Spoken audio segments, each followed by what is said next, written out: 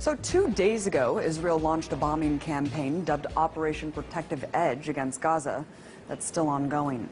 But despite the horrors on the ground, the mainstream media seems to only be telling one side of the story. Take a look at this. From the Wall Street Journal, Israeli air defense intercepts more rockets as fighting continues. And the LA Times goes on to declare that Palestinian rockets reach farther into Israel. And lastly, the New York Times makes it seem like there's an equal playing field by stating Israel and Hamas simply exchange fire. Well, I guess I really can't expect more from a media apparatus that essentially works as stenographers for the U.S. government. Let's take a listen to what the issue is being framed by the White House. We strongly condemn the continuing rocket fire into Israel and the deliberate targeting of civilians by terrorist organizations in Gaza. No country can accept rocket fire aimed at civilians, and we support Israel's right to defend itself against these vicious attacks. At the same time, we appreciate the call that Prime Minister Netanyahu himself has made publicly to act responsibly. Wait, what? Acting responsibly?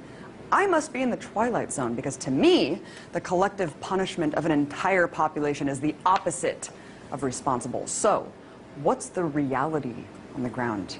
Well, just in the last 24 hours, Israeli forces have conducted airstrikes that have struck 160 sites in Gaza, according to the IDF.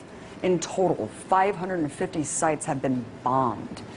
And considering the fact that Gaza is one of the most densely populated places on Earth, with over 1 million inhabitants, any aerial strike conducted in the region almost certainly means civilian deaths. In fact, at the time of this broadcast, the strikes have killed at least 53 Palestinians, including 8 children and an 80-year-old woman. According to the Palestinian Minister of Public Works and Housing, at least 50 homes have been destroyed so far and 1,700 damaged. So when the IDF talks about hitting, quote, Hamas targets, remember that Hamas is the democratically elected leadership of Gaza, which could mean any government building or social services for Palestinians. So while the U.S. government can go on and on about Israel's right to defend itself, take heed of the increasing death toll in Gaza and the fact that no Israelis have yet died as a result of Hamas rockets. Look, I denounce deadly force on both sides. But it's important to not frame this as a cycle of violence that's equal. One is the colonizer-oppressor, the other, the colonized oppressed. As IDF General's son Miko Piled said just yesterday on the show, there are 2 choices for Palestinians in occupied territories: to completely surrender or resist. And resistance is what we're seeing now.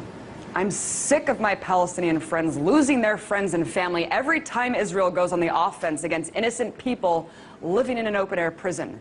So if demolishing homes, conducting mass arrests, and bombing civilians is, quote, responsible, I shudder to think how many people have to die in order to define irresponsible.